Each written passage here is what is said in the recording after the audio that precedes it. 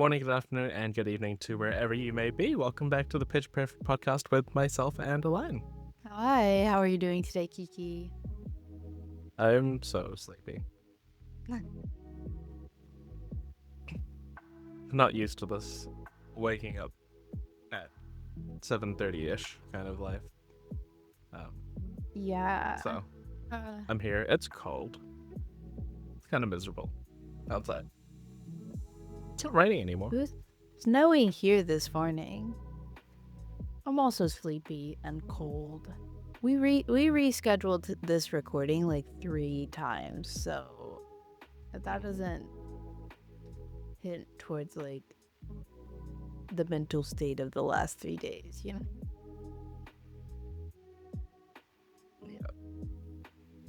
Yeah, no, I get it.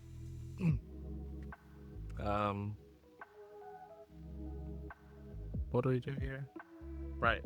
Have our community shoutouts first? It's been a while since we've done one because it's kind of Right. all been the same for the last few weeks, even if it Well, the last time we had recorded something. just the two of us, we did like that box break video. So it's been a while since the two of us have just sat down and like chit chat. This probably, I guess this might be a shorter episode. I don't know. We don't have anything planned. find out. We just sit down and we press record when it's just Kiki and I. When we have guests, we try and be a bit more organized. When it's the two of us, it's like, yeah, sure. Like, let's just hang out. So, yeah, we do have weekly shout outs. Of course, we always like to start the episode in that way. And the Calling Montreal is happening literally right now as we're recording. I have the top 8 open in another tab.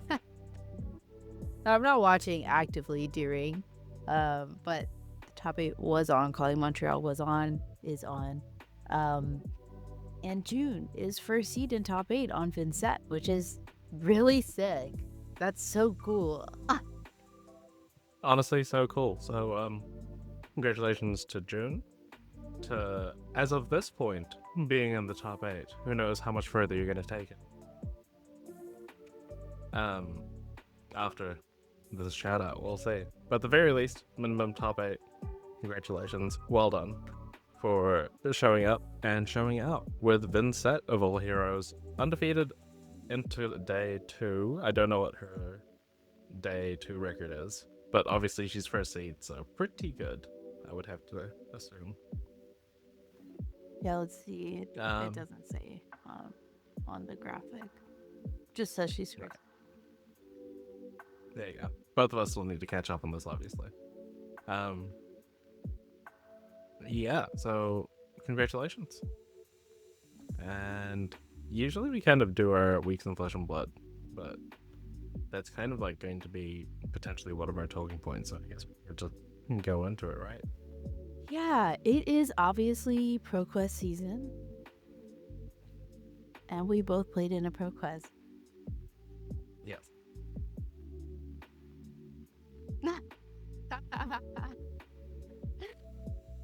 One of us was a lot more confident going into the ProQuest format, going undefeated in their games before the ProQuest.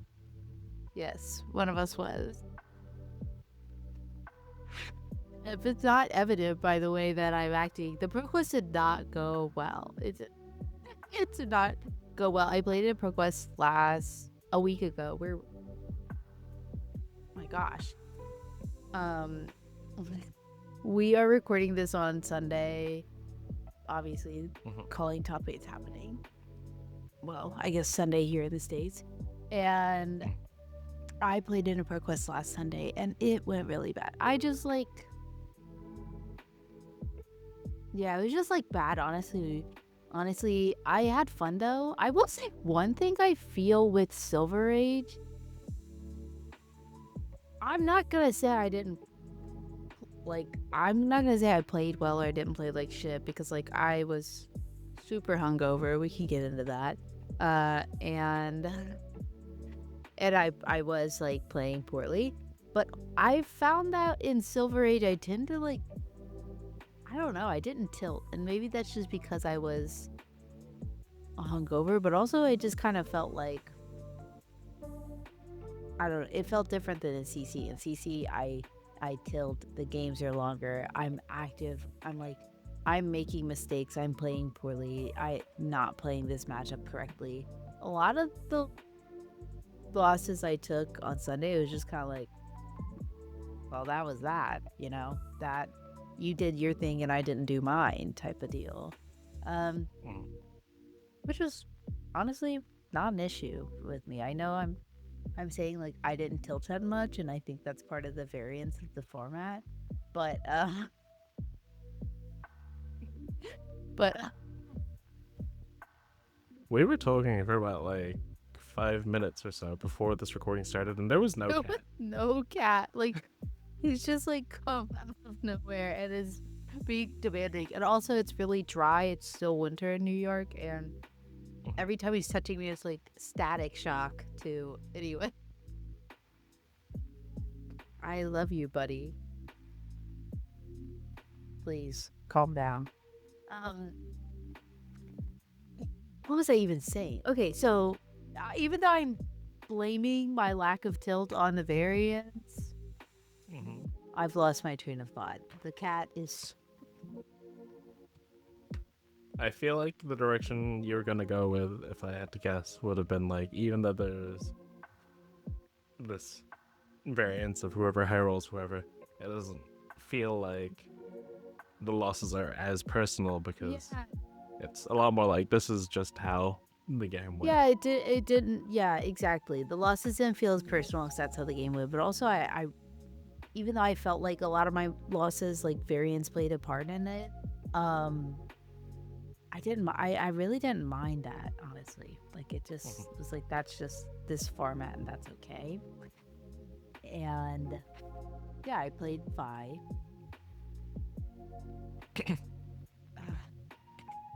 Did you make any changes to the precon? No, because so I had said that I played that Fi precon at the one armory where I went 4-0, really enjoyed it, and I was like, I want to play that here. Well, the precon that I played was a lovely local of mine that they had let me borrow that Fi precon. So I don't actually own the Fi precon, so I was like, I want to play the Fi precon. I just want to play Fi because I had a lot of fun with it. And yeah, so I was like, I had a really busy week leading up to it, decided to play Fi. So like, I need to get my hands on the precon. I can upgrade things if I want. But then Friday came around. I ended up playing too much Rock Band, I think is what happened, if I'm being honest. If I'm being so honest, I think I sat down and played Rock Band and then had one of those moments where it's like, it's been hours. And yeah, I was planning on going to buy the precon. It's too late now. But I was like, no biggie. Sunday, I'll get up. I'll go play the precon. I'll go get the precon. And then I'll have like Saturday to do whatever. And then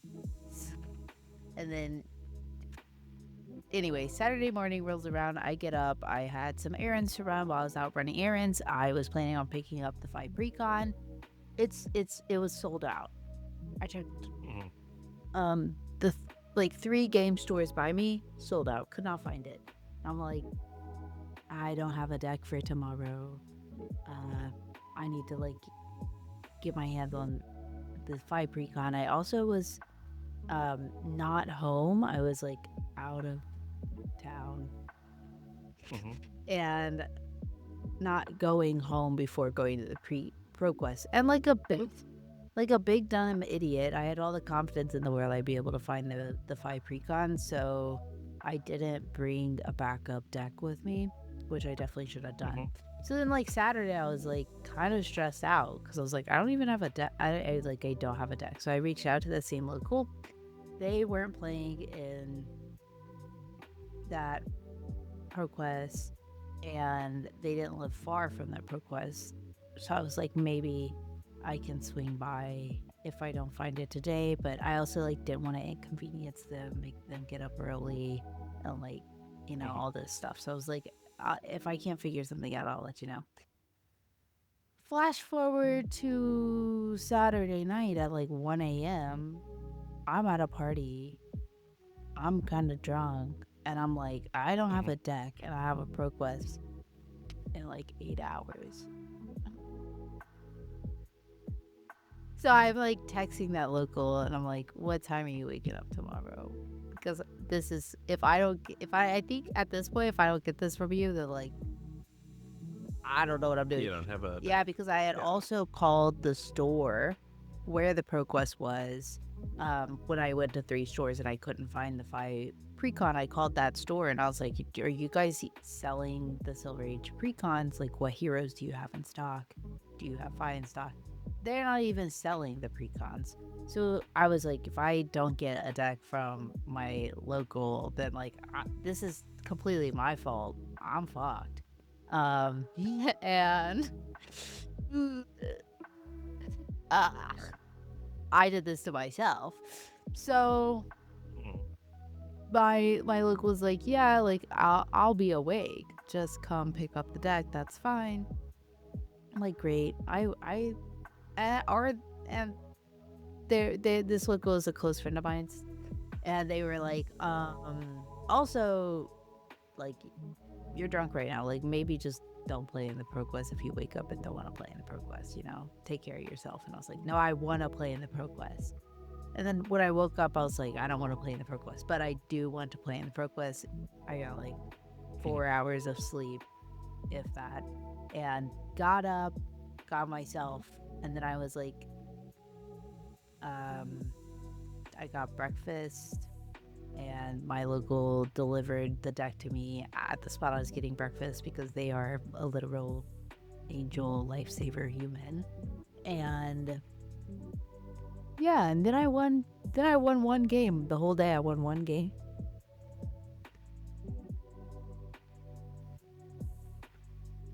And boy howdy, was that one game a win? and boy howdy, yeah, it was against Kano. I got the game against Kano.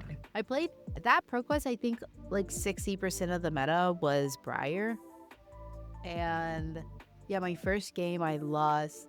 It was against Briar, and I didn't draw, like, I drew like 2 starters that whole game, which was one of those things that's like, that is kind of just annoying because I know that this deck like is not supposed to function like this, but it is just functioning like this, and there's like not much I can do in that case, which is annoying. I played Briar, and then I played Briar again, and then I just wasn't drawing what I should have been drawing. There were like moments in my game where I was like, okay, that was a misplay. Could have done that differently. But yeah, for the most part, I don't know, the losses didn't feel bad. They didn't feel that out of my control. I was just like hungover and just like, whoa. I'm an idiot, but that's okay. The Kano game I won. I honestly don't even remember what my other matchups were. My last game, I remember playing a bunch of Briar. I remember beating Kano, and then I lost to Reinar because I just like turn 2 got like intimidated, my hand away, and then boom, a bunch of damage. And I think that was like my whole matchup spread. Honestly, I'm not sure if I played anything other than Briars. 1 Kano and 1 Reinar. I don't think so. It just didn't go well. I will say that if you've seen me play, if you know, these people, audience, listeners right now, have probably seen me play Flesh and Blood just on Pitch Perfect plays, and I don't know how I act on there. I don't like to be perceived, so I don't think about it. But when I play in person, I get like really stressed out in the tank. And when I say that playing against decks like Marionette activate my fight or flight, I'm not like, that's not a funny joke meme. I'm being so honest. And so I just like, I'm like, I'm kind of dramatic. I'm not gonna lie. And one of my friends was watching that game against Kano, and I was really stressed out that whole game because Kano scares me. And that's just PTSD from being a Kasai player. But after the game, I won the game, and my friend was like, I've never seen someone so, like, in so much agony and still making all the correct, like, gameplay decisions. I don't understand what's wrong with you. I don't know. I get very stressed out. You have to get through the struggle to get to the correct decision. Yeah. It was like a fun day. I'm very happy that, like, I still got up and went, and it just didn't go my way, but I didn't set it up to go my way, so I have no hard feelings about it. Anyway, I've been yapping for a while. How did your pro quest go? I guess we'll also go firstly with the previous night, where I was on the edge of deciding whether I wanted to go out or not. My friend had invited me to go out to a karaoke. And I had already unintentionally bailed on her the first time she did that on the basis that I got the date wrong. Or rather, she invited me using like a Partiful link and was like, what days can you go? I'm like, I can go on these days. And like I looked at the other comments, I'm like, cool, this particular Friday is the one that everyone seems to be going for, so that's good, that's great. And then I proceeded to never check the Partiful again, and then it turns out that everyone else after I had like signed up had agreed for the week prior, which wasn't an option on there at the time that I checked anyway. So I actually canceled on her, so I'm like, I'm gonna go this time, you know? I'll make the effort, I'll leave my house, I don't want to, but I'm gonna do it anyway. And then later that afternoon before I go out, somebody in one of the game stores I go to, I'd say local, but it's like quite out of my way to get there, but I go anyway sometimes, posts, who's coming tonight? And I'm just offhandedly joking like, nah, I'm getting drunk. I'm not going to play Flesh and Blood tonight. I'm getting drunk, it's fine. I think I specifically said I'm going to karaoke, actually, because then I then get a message from a good friend of mine, and they're just like, which karaoke room are you going to? Or which karaoke building? I'm like, I'm going to this one. They're like, I'm going to this other one tonight. I was hoping maybe we could like cross over sneakily or whatever. I'm like, well, what time is it? And they're like, this one's at like 10:15. I'm like, well, my one is at 8. So like, I could crash your one, and this is how I end up going to 2 karaoke's in one night. So I'm also fairly drunk the night before the pro quest, to the point where I'm getting home and writing my deck list out. Thankfully, it's like not my own deck list. I was playing Gene Cornette's one from the premiere Calling premiere that weekend. I was playing that Enigma list, which kind of felt bold going into it, because like I may have an affinity for illusionists and I like playing them even when it's not necessarily correct. And my logic was, this guy top 8'd with it, so like surely this deck list has something to it, right? Yeah. Despite the fact that I'd been being beaten up left, right, and center playing Enigma prior to that. But anyway, I take this deck list. Now, if there's one thing people should know about me when it comes to Flesh and Blood, and specifically, actually multiple card games now, that involves drinking the night before, is I tend to do better than people expect. And that kind of, to the point where it's no longer expect, it's more now surprising if I don't do well when I'm playing an event hungover.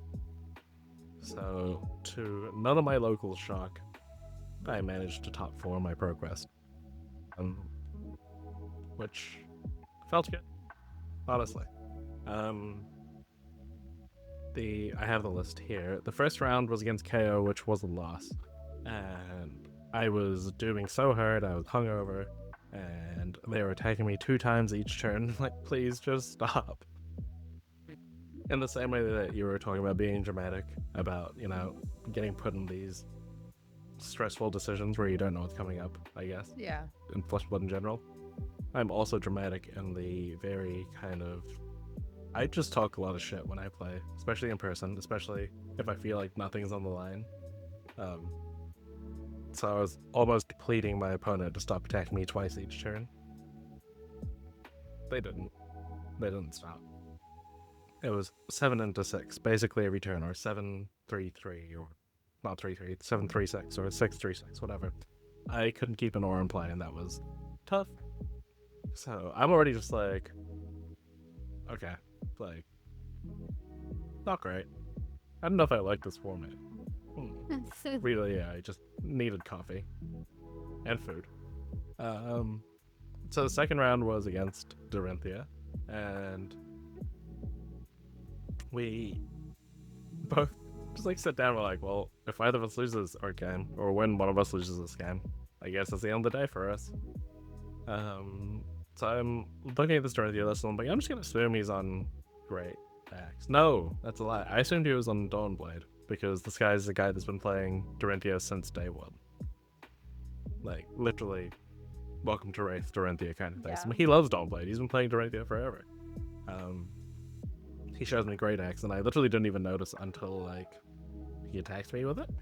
Because I was just so in the mindset of that he is on Dawnblade. So I'm like, oh, this game got a bit harder, but that's okay. Like, I have my big blocks, which now are worse. But I can expect kind of less damage from him. He's going to be blocking out more. Maybe I can try to set something up. At one point, I attack him with a spectral shield, I think. And he's just like, kind of looking at his hand. He seems a bit upset. And then he's like, okay, pitch to play Steelblade Shunt, deal 1 damage to you. I'm like, damn.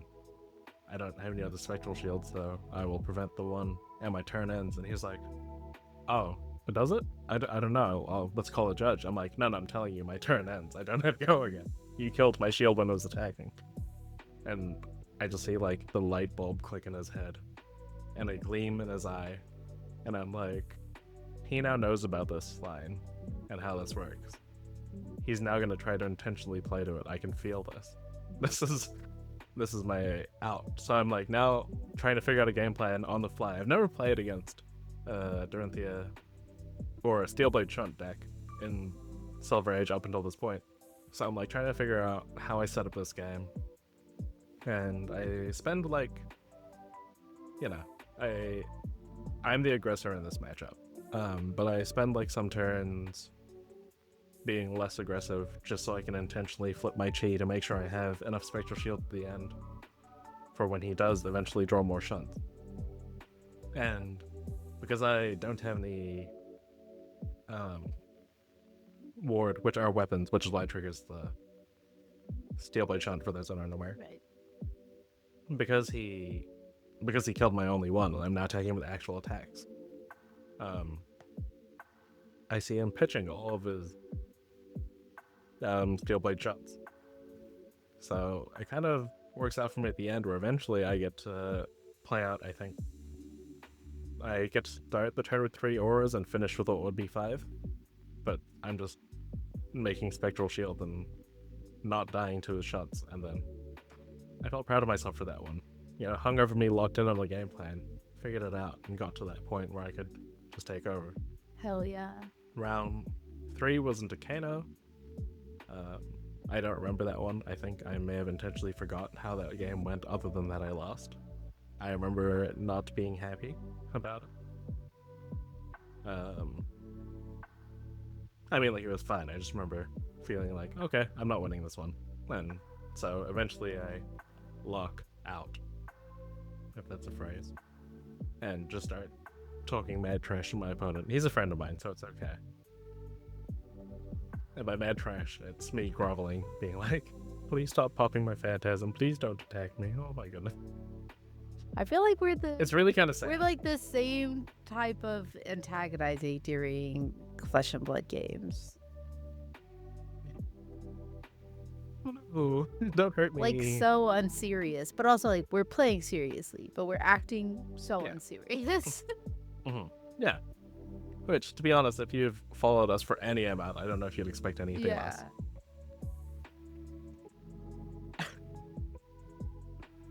My 4th round wasn't a Bravo.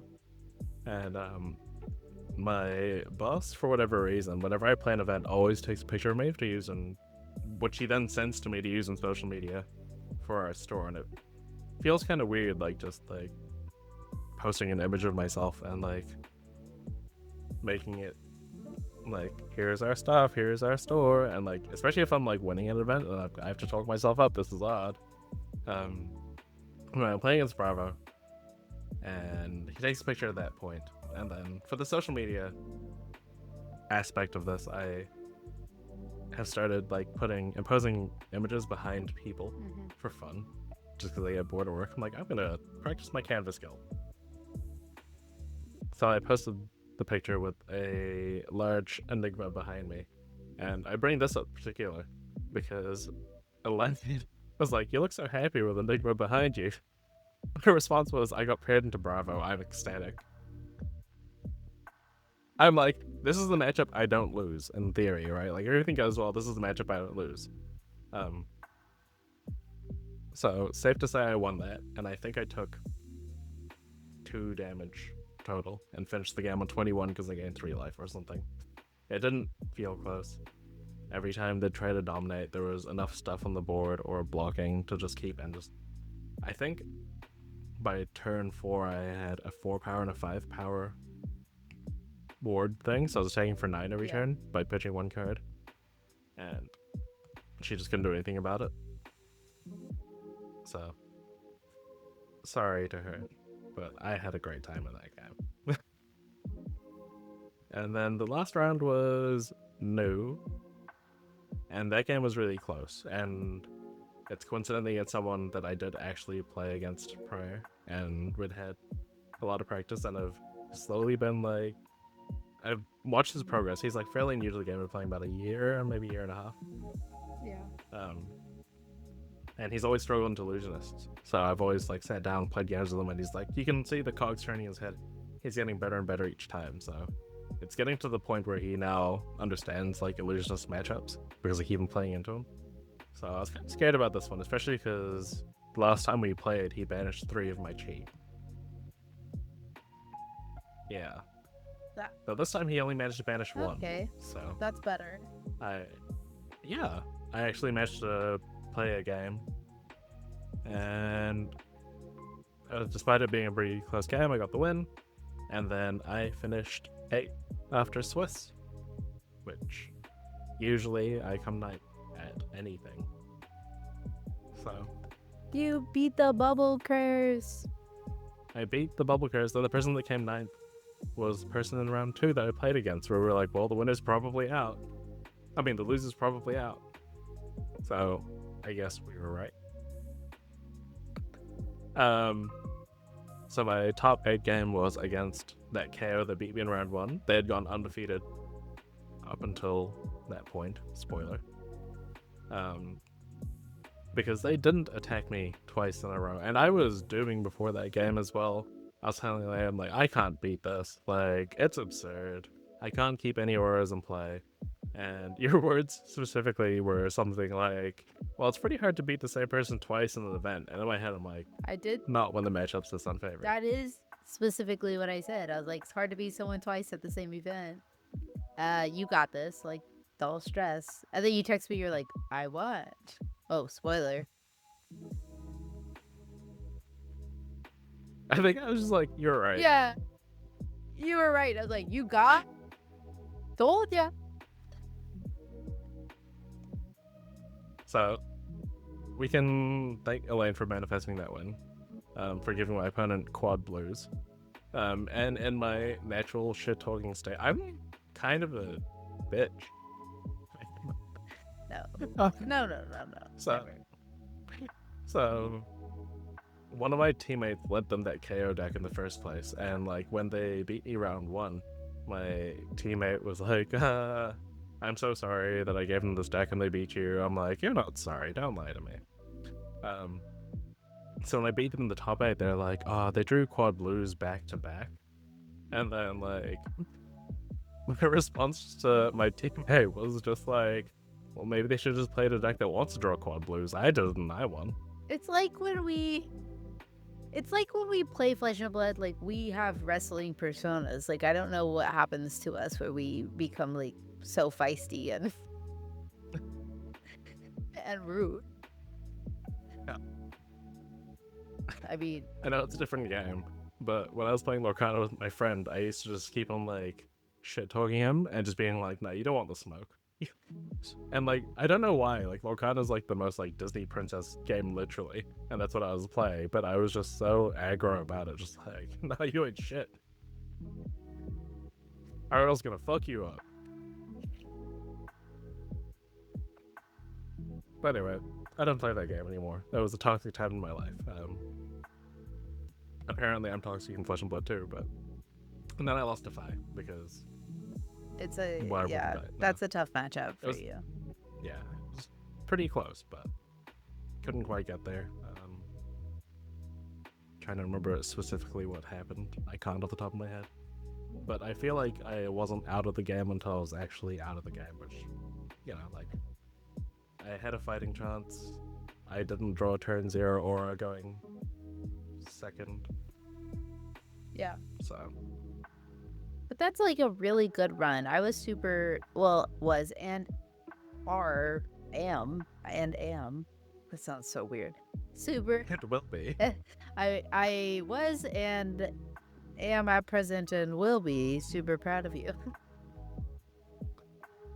No, I was super proud of you. I really liked receiving the updates, of course, from your tournaments. And I was just texting you like, I lost again.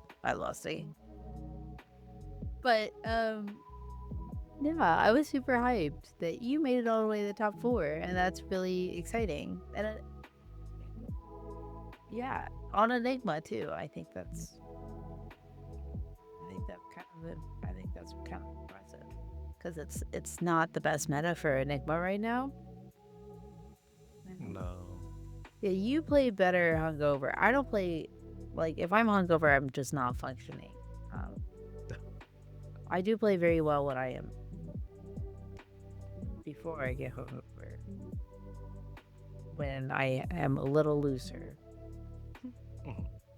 You're a little bit less tense and stressed and concerned about your run. Yeah, and I'm just kind of like throwing everything that I like. You know, it's like playing on pure instincts. And that's when I'm at my best. Well, not in general. Maybe, who knows? I don't want it to sound like I'm endorsing anything.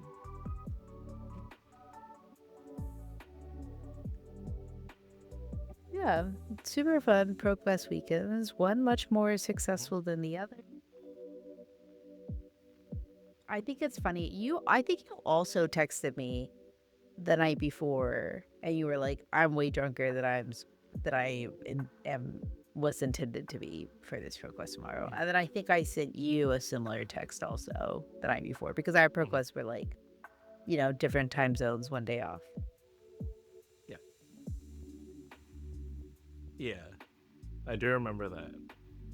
Because I think you mentioned you were going to be drunk the night before your ProQuest, and I was just like, I can't remember how I responded exactly, but me thinking like, we're going to have a similar experience going into the day. Well, I wasn't planning on being drunk the night before. Okay, I knew I was going to a party the night before, and I was very adamant the whole week leading up to the party with my friends who do not play Flesh and Blood that I went to the party with. Like, I have a tournament on Sunday. I'm gonna have to get up at 6 a.m. to get there in time, and I do not want to get drunk. I want to be able to play well. I don't want to be hungover. I want to drink, but like I don't want to like be drunk enough where I'm hungover. Well then, it was a costume party. I went as a shrimp. I posted my costume on all my socials, but I made a little picture of you for the gameplay video we recently. I made that costume the day of, so I had like was crafting. I was like crafting that whole day. I had to go get errands and try and get a deck, and then I was like, I have to make a costume for this because also it was a costume party, but it was also a costume contest, and there was a cash prize on the line that I wanted, and I won. By the way, I did win. Thank you, thank you. So I was like, this costume, I have to get it done. Like, I have a vision for it. I have to get it done. I want to win a cash prize, and I did. But I made it that Saturday. I made that costume that day. So I was kind of busy all day, and the whole day I was like, I just want to get like a nice level of tipsy and maintain, and then I'll be fine for Sunday. Well, what happened was, because my friends and I were crafting the entire day for the cosplay contest, we didn't really have time to go get drinks for the party, and it was a BYOB house party. But we were like, oh, we have a bottle of tequila in the freezer, and we can bring that and just share it, because like, that's good enough. You know, there's just 4 of us. One bottle of tequila, we're not, that's plenty. And then I think the problem was, because we brought a bottle of tequila as our BYOB, the issue was I drilled into my friends all week, I don't want to get drunk. And then somehow, when we went home, they were sober. And I was on another level. And the next day I was like texting him at that perk list. I was like, y'all, I am just like out of it. I'm losing. I'm down. Diva is down. And they were all like, you're the only one who's hungover right now. Girl, you're the only one who got drunk last night. You said you were the only one who didn't want to get drunk last night. You were the only one that did. And when we were rehashing it, it's like, the problem was that because we brought straight tequila, my friends were like, I don't really want to drink straight tequila. So it was like, they poured themselves like tequila. We brought like tequila large. Like, they poured themselves tequila in a glass, squeezed some lime in it, and then was like, sip this, and didn't have another drink. They had one drink that whole time. I was like, we brought tequila and limes. Shot. Like, yeah, and that's just, and I don't, again, that's a me problem, so. I was gonna say, is it like you see the bottle going down, you're like, yeah, this is us drinking this bottle. Like, I'm not going through this bottle, we're going through this bottle. Right, well. Only to realize that they had poured one drink and you had gone through the bottle.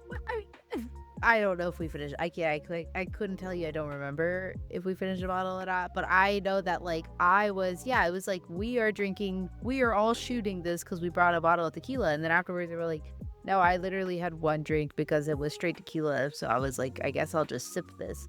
And I was like, in my mind, I was like, oh, it's straight tequila. So guess we shoot this. Mm-hmm. Yeah. And that. I've never heard of anyone, like, was it like a fancy tequila? No, it was Terramana. So it's like, it's a fine tequila. It's fine. It's a bit more sippable. Yeah, it's fine. Like, it's not. I mean, I'm not in college. It was not like it's no Jose Cuervo's. We've leveled up, but it's not like a Clase Azul either. It's just but it's a good tequila. You could definitely sip it if you wanted to. Mm-hmm. Which 3 people did that night. All right. That felt some judgment. I felt like, okay, that felt unnecessary. I'm just saying what I'm hearing, you know? No, I'm just joking. Of course, I'm just joking. But yeah, that's how that happened, and that's my fault. But you did with the costume contest, and that's why that's actually, I think the costume contest is in partial blame, because I was running late. I actually had to, like, I also had like something to do that evening before, so I really was in crunch time with the costume, because I had like crunch time costume making. Then I had something that evening, and then we had this, and I was not even gonna make the costume contest. I wasn't gonna make it in time. So I was like texting the party host, and I'm like, please move it. They were like, okay, we're not gonna move it. And then I like sent them a picture of my costume. They're like, okay, we'll move it. So they moved the costume contest, but that meant that right when I arrived, it was like, it's time to start the costume contest. But then it's like a costume contest at a house party. And I thought it would just be like everyone's there kind of partying, and then they're like, this person has the best costume. But that's not how the host went about it. They were like, okay, it's time for the costume contest. Everyone at this house party, stop the music, go sit down on this side of the room. Here is curtains that you must walk through and present the costume and do a little thing in front of everyone at the party. And I only knew like, I don't know, there was like 40 people at this party, and I knew like 6 of them. And I was like, what the heck? I don't want to do that. So then right when I got there, and they were like, get in line, finally you're here, costume contest is starting. I was like, I have to walk through those curtains. Through those curtains, I'm stone cold sober. I just showed up, and now you want me to walk through those curtains into a room with a bunch of people sitting there waiting on me and do a little thing? And so then I was like, I need 2 shots right now. And then I think it just kept going. Anyway, we have Silver Age Chapter 3 heroes. What a segue. We do have Silver Age Chapter 3 heroes. For those that haven't seen the update, we have our good friend Bolton. Oh, love him. We have Great Bones. We have Lyeth. We have a Briar Precon, which, who knows, maybe that'll top in the next event as well. And we have the new to the format Blaze. How very exciting. Super exciting. Now, for those who haven't seen the lists as well, or, Blaze obviously wasn't a rare prior to this. I don't actually wasn't that obvious. Blaze was a promo only prior to this. So she technically wasn't legal in Silver Age up until this deck comes out where she gets side shifted to rare. A legal rarity for this format. Which, does kind of mean that, let's be real, Kano's probably going to get hit in the next wave of benching. So we're going to have a Kano-esque option for wizards that don't want to play Icelander or Verdance. Yeah. And then we also have Bolton, who is in the format, but also received a downshift in arguably the most important card he could have had, which is Raiden, the 0-cost weapon from Monarch that was a Majestic, and is now going to be a rare and therefore legal in the format. Oh, I believe this was your first time hearing about Raiden being downshifted. So, how does this make you feel? I mean, thank God, right? Like, if Raiden wasn't downshifted, what are we doing? Yeah, I think maybe it'll be nice to also have a warrior in Sage that doesn't play Decimator, because Bolton won't, now that Raiden is downshifted. So maybe it'll be good for the warrior format, but also if they didn't shift Raiden down, Bolton would see no play, and I think that Bolton lovers everywhere, there'd be a riot. So Minor's cheering from the sideline. I mean, maybe you could do like a hybrid type of build. Like, Bolton is the hero that mainly focuses on having actual attack actions in the deck in regards to all the warriors. Like, less weapon focused for sure. Raiden feels like an extension of Bolton's combat train, as opposed to the other warriors where their weapon is the main focus of their offense. Right. And Hatchets, while cool, haven't seen play this format really. There's maybe a Hatchets warrior list somewhere, but Bolton's not really the Hatchet hero. Yeah, I just don't think Bolton would have. I think it's important that Raiden was shifted down. Now, Raiden being shifted down will only come into effect once Chapter 3 releases, because these decks actually don't come out until June. They are quite a ways away, right? Yeah. I'm interested in like what that means. Like seeing Blaze get printed into this format and bold and printed in this format. Will we like? I know it's kind of bold. It's probably not likely in this case, but like this does mean there's like a non-zero chance we could see something like the Emperor or Shiana get downshifted. Yeah, that would be cool. Or I was gonna say Yorick, but they're not gonna shift Yorick into Silver 8. It's ridiculous. That wouldn't make any. Just you sit down. I'd like to shuffle your deck into Mind Play. We're going to have a game of Flesh and Blood, so to speak. I do think that probably Briar will not be part of the competitive scene when these decks come out, but you know. Yes, I've spoken about it with my friends, local countrymen. Why did I make that reference? That Briar could hit. I was gonna say Living Legend. Could hit bench status before then, I think, or close to it. Which, you know, if it was any other format, I'd be like, this is awful. Why are you releasing a precon for a hero that's immediately going to get hit, or soon after going to get hit? But because it's like a benching it, it's like not a permanent thing. It's like a timeout more than anything. Yeah, it's not so bad. It might last longer on your LGS's shelf, but when it comes time for it to come back, they'll probably all go. Yeah. Yeah, I think it's fine. If people don't buy them in anticipation. I think, because of the way that they've set up the system, if they continue like that, it should be fine.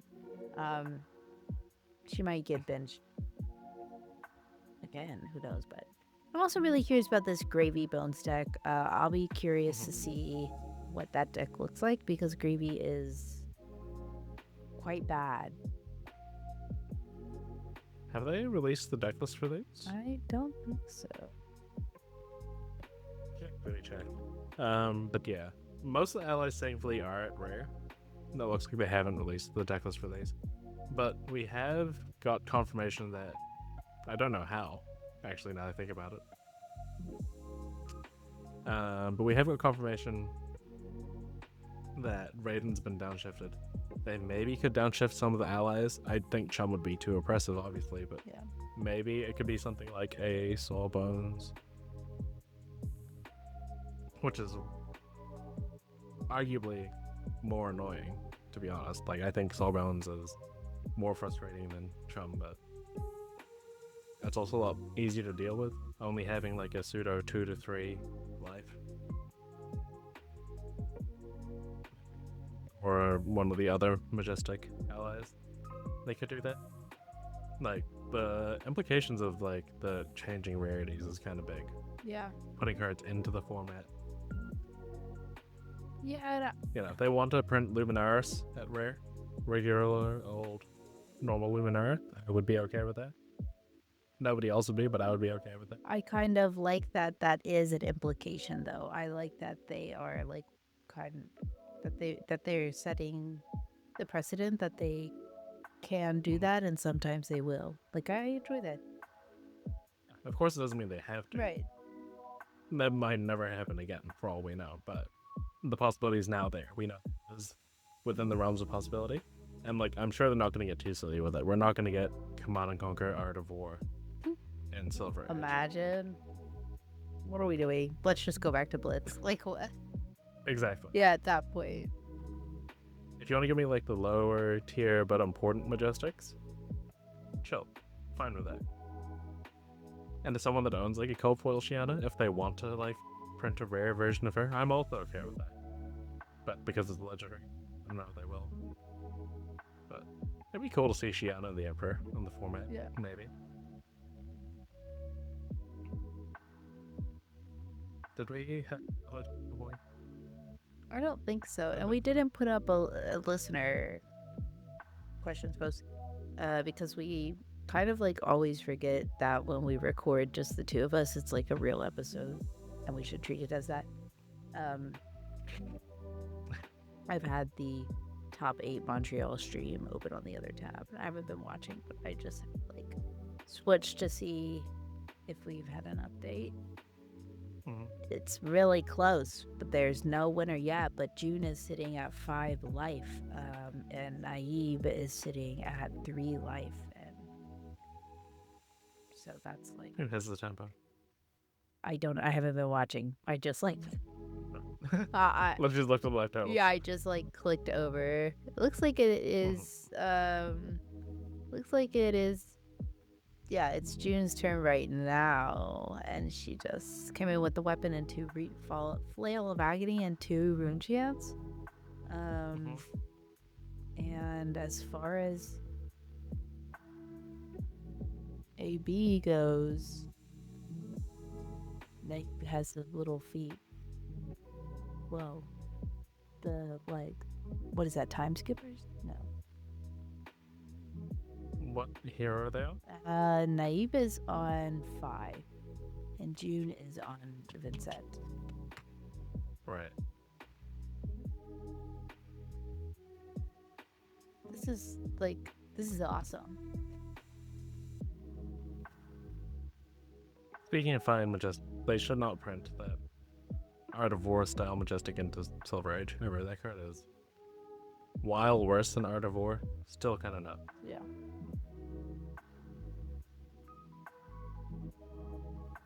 Should we perhaps get on to our gameplay?